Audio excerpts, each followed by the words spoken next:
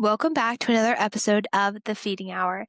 In this episode, Abby and Catherine, me, sit down and discuss the challenges of low milk supply, and we particularly focus on understanding how each breastfeeding journey is unique.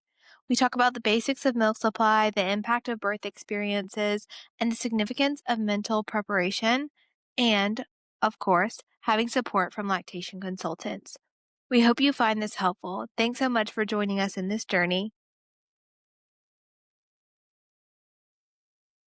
Alrighty, everyone, welcome back to the Feeding Hour. I'm here with Abby, and today we're here to talk to really all of our quote unquote low supply moms or second time moms that maybe didn't breastfeed and want to breastfeed, or moms in general who might not know anything about supply. So, we're talking all about supply today in our episode. So, let's, Love it. we're so And we were excited. really we were really talking about, like what would be a helpful message for someone who just it didn't go well the first time, which is more common for it to not go well the first time because you've never had a baby before. You don't really know about birth. You don't really know about feeding. And so let's say you had a traumatic birth or you had a NICU stay or you had low supply or you got this label. Like even I've heard labels of like something with your nipples is wrong. And it's like, no, your nipples are fine. Your boobs are fine. Your milk supply is fine. Milk supply is also variable and changes over time depending on supply and demand. So, like, just because you got a label one time does not mean that you're like doomed for that baby, but especially you're not doomed for the next baby. Like, every pregnancy is different. And we just really want to speak to, like, if you feel kind of upset about how your feeding journey went the first time, and you're like, "Okay, now what do I do? Do I just, like, go full forge and, like, I'm a formula mom and, like, I don't even." I think a lot of people just feel shame or sadness around it, and so then they're like, "I'm not even gonna try the second time." Yes. But your milk's still gonna come in. So, like, let's talk about, like, the mental work and just, like, how to prepare better and get better support the second time, and maybe you will have a different experience. That's it. And I feel like a lot of moms feel so, like you talked about, the shame. And so they get super pro formula. They're like, heck yeah, I'm like on a formula game. And it's like, okay, well, you can't deny the health benefits of breastfeeding. And when you Yeah. like just kind of have some hope and kind of just keep moving, and you're like, okay, I, I didn't breastfeed for my first baby. Let's go. Let's see what we can Let's change try again. from a next. Let's learn more, try again. I mean, because this is the thing, like, I feel like people do that all the time with VBACs. Like, they're like, "Wow, I had a C-section and now I wanna try for a VBAC." And because they know that, like, the recovery might be better, or they know that there's some good Gut outcomes health for the for the baby for going for not having another abdominal surgery, right? And sometimes they might tell you you need it for whatever reason, which is also totally fine. Like, we're not shaming anyone's decision for either of these things. I just and I admire people so much who do, like, switch to formula and find a way to feel good about that decision, because I know a lot of people who are like who feel sad that their breastfeeding journey ended. Like, and some people, this is not even, they're like, I wanted to do 3 months. I did 3 months and now I'm switching to formula and I'm perfectly fine. And that's fine. Like, we're not talking to those people. We're talking to the people who do feel sad about their journey. And they're like, wow, I wanted this and I feel like I didn't have the right support, or it was taken from me, or I couldn't do it, or my body failed me, like, just anything that felt like was out of your control in meeting your feeding goals, you know?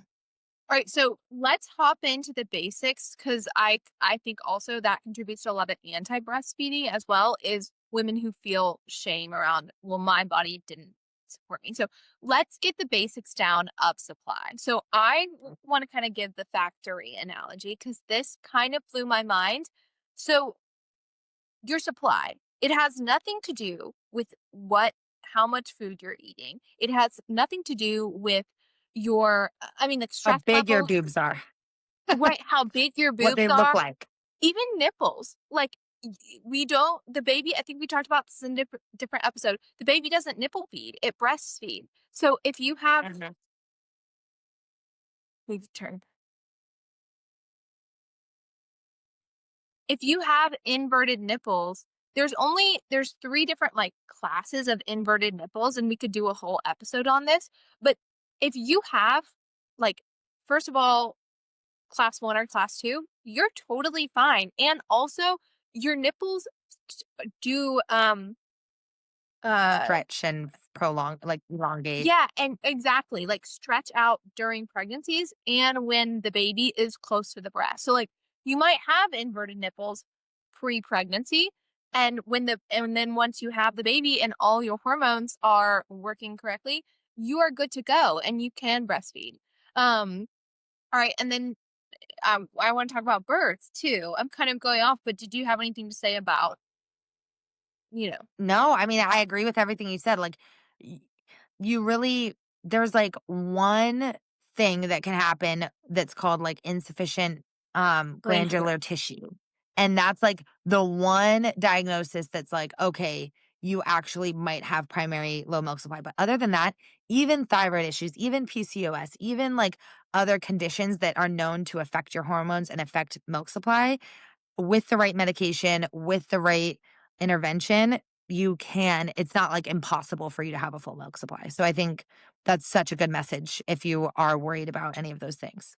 Yes, and note it about stress, like, when we're like, "Oh, I'm stressed, so I couldn't feed," it's like, you think about women who fed their babies during the Holocaust, in concentration camps, or women who are refugees who feed Mhm. their babies regularly by breastfeeding, or the story of the woman who breastfed her children as she was dying on a cruise. We'll link it below, but essentially, yeah, she, like, gave so her children survived and she passed away, but because she was able to induce lactation. It's just amazing That's so what the sad. female body can do. Yes. Yeah. So let's talk about prior to birth, how to set yourself up for a good milk supply, and then at birth. So when I think So about it, like, and Mhm. what I've learned just in getting like my lactation counseling certification, is Yay. let's go, is that, like, I I remember I used to hear this of and I was talking to my sister about this last night, that, "Oh, you had a natural birth, like, do you want a cookie?" And it's like, um, no, but you do like, you set yourself up for breastfeeding if you have low intervention. That's not controversial, it's just plain facts and evidence-based. Yeah. Like, that's what, I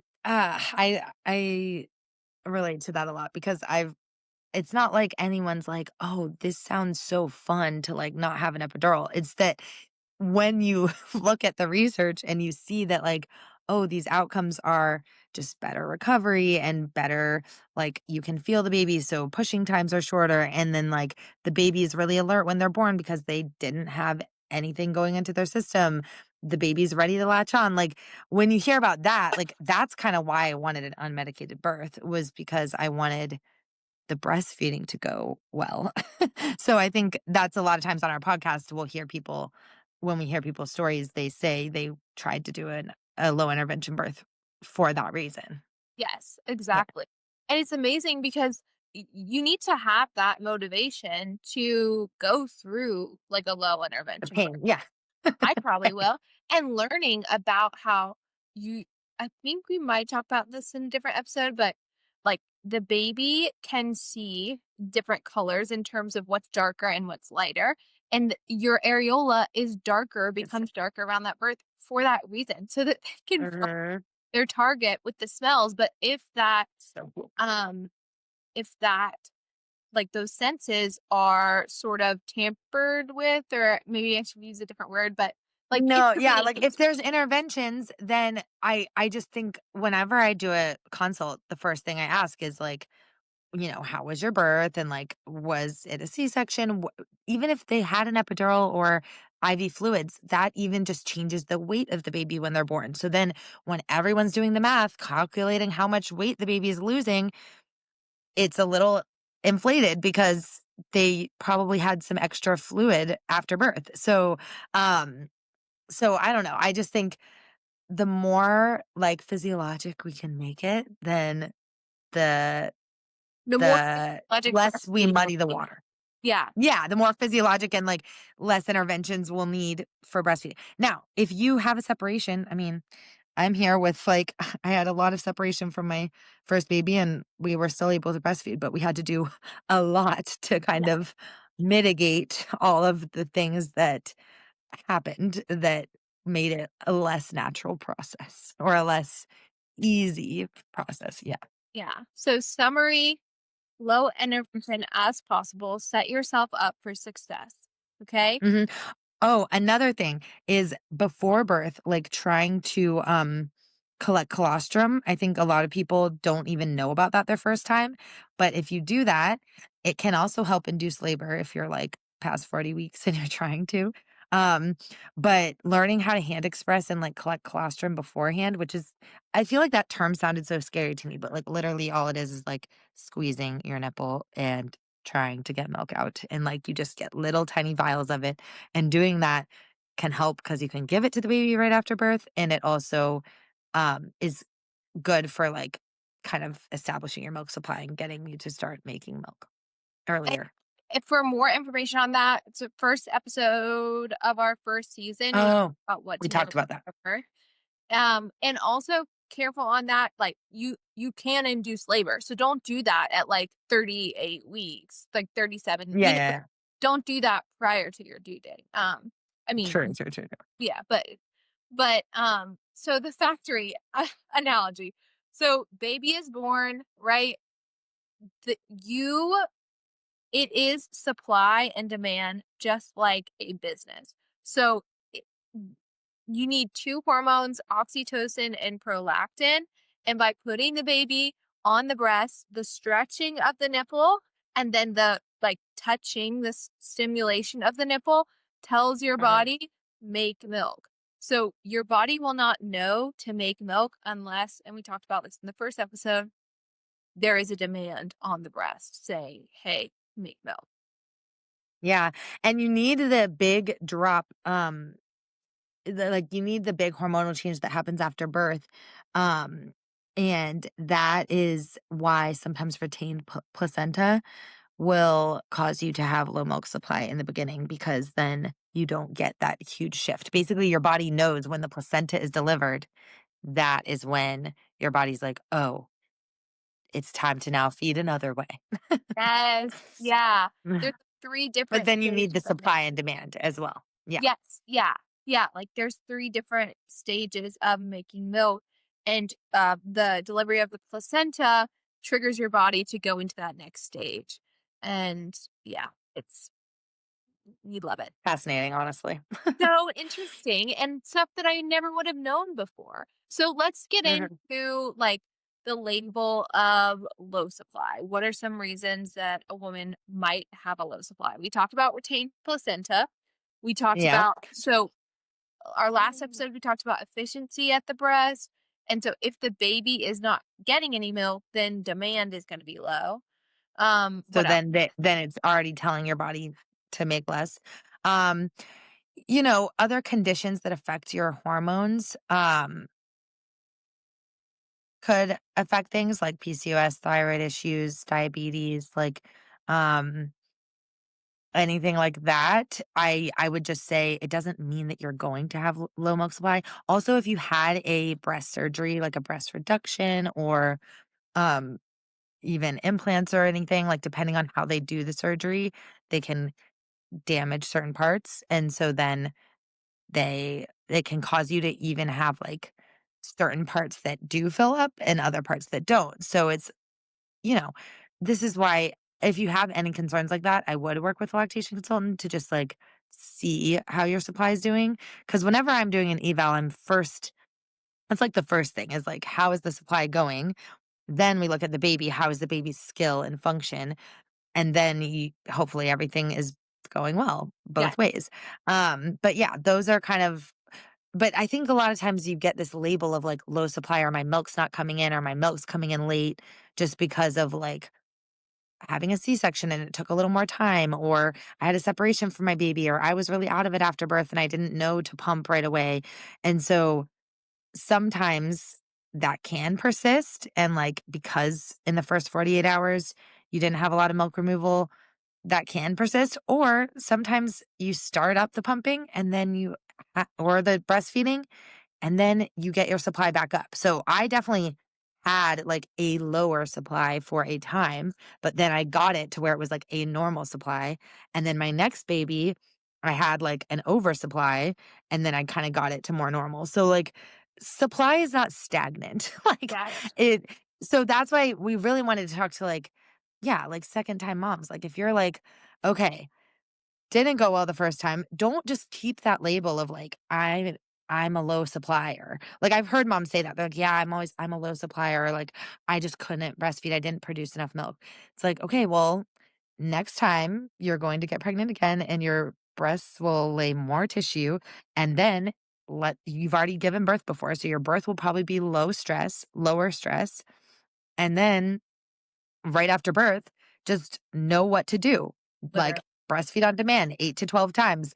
Get a lactation consultant right away to help you get latched on. Usually a lactation consultant can get you on. Even if they have to use a nipple shield or something, it's usually people will tell me like, "Oh, when you left, then I couldn't get latched again." But like you could ask someone to come every single day for like a week, and then, and then it'll taper off. Like you just need a lot of support in the beginning. And a good lactation consultant will teach you how to induce a latch. You know what I mean? Like Yes. a Yes. good latch. And so you won't need somebody else to come in because you'll be like, "No." And I'm I confident can. I can do this.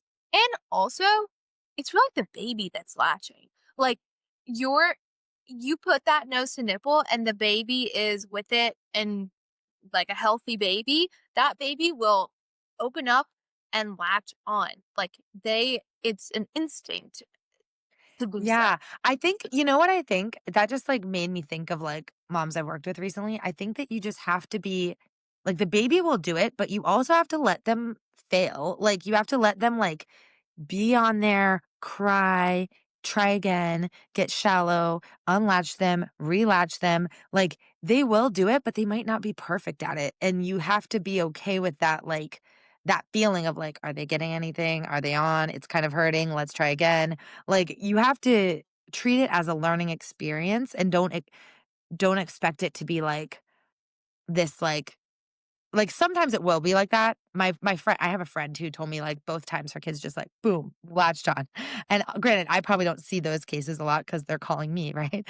But a lot of times, like, be okay with it being a learning process for the baby, and don't get stressed when they're crying. Like, just take a few deep breaths and, like, squeeze out a little milk, give a little colostrum, like, kind of, like, help them get better at it.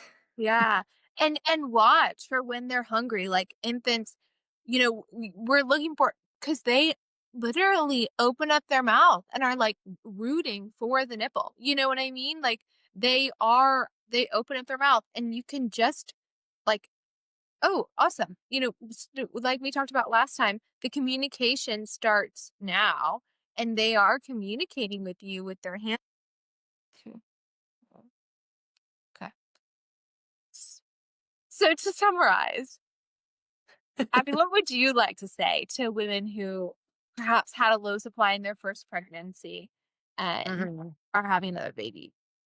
Yeah, I would just like to say that, like, anything a provider or a lactation consultant or you've told yourself about, like, how your body was working, you know, aside from, like, a medical situation, like, there's there's always room for, like, it to be different this time, and it doesn't have to be the same exact story.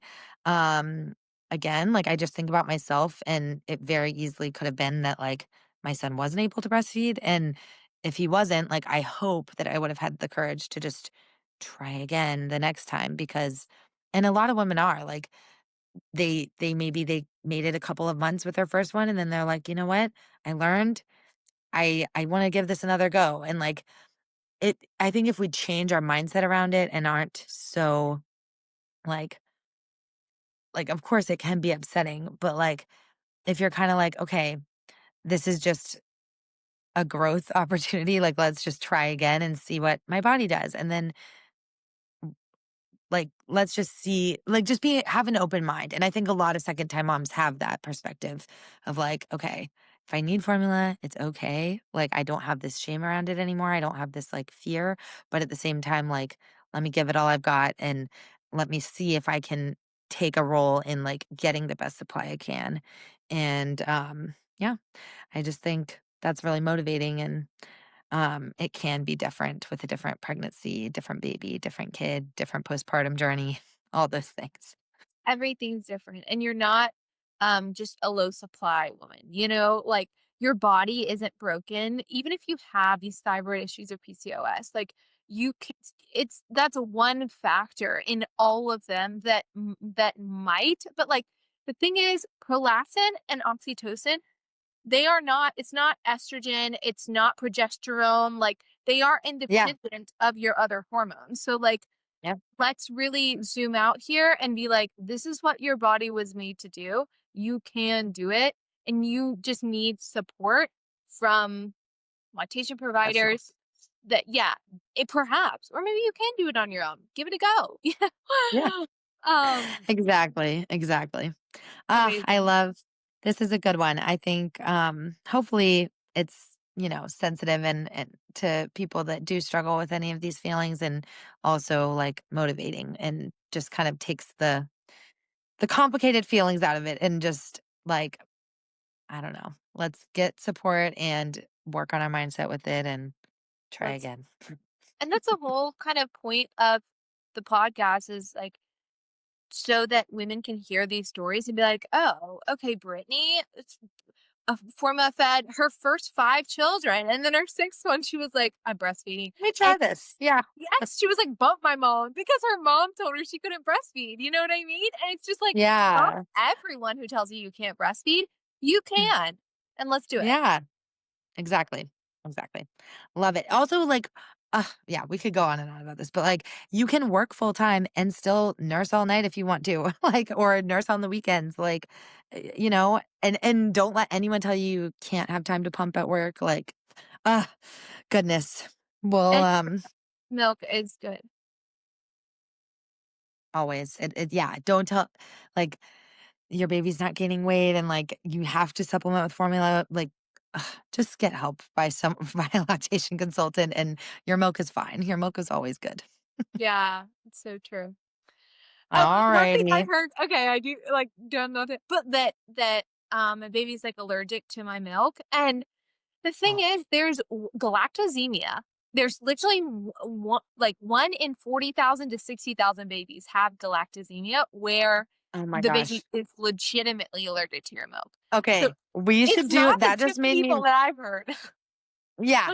I just realized I have a patient who, is dealing with allergy issues, and I mean, I've had these patients before, but this one has been the hardest one, and I we should do a podcast on that because that is such an under talked about, under-resourced situation, like, working on, like, cow's milk protein allergy and, like, mom cutting out things from their diet, like, it's a rare like you said, it's not very common, but I think it is something that people deal with and, like, don't know how to deal with, so maybe we can do that one day. Amazing. And Amazing. you bottle fed and formula fed and then switch to breastfeeding, maybe with your 2nd baby, reach out to us. We'd love to have you on and hear your story. Yes, yes, love that. All right. Alright, thanks, Thanks, Catherine. Abby. Bye. We're so happy you joined us for this episode of the Feeding Hour. If you are enjoying the podcast, please leave us a review or send it to a friend. It helps these feeding stories go out to the public and to new moms that might feel alone. If you have any feedback for us on how we can improve or would like to share your story, please email us at thefeedinghourpodcast@gmail.com. Also, if this podcast has helped you and you're in a position to give back, you can now support us on Patreon to help keep the Feeding Hour alive. Just $5 a month would really help us to keep it going. The link is in the show notes, and we would so appreciate it. Until next time, happy feeding.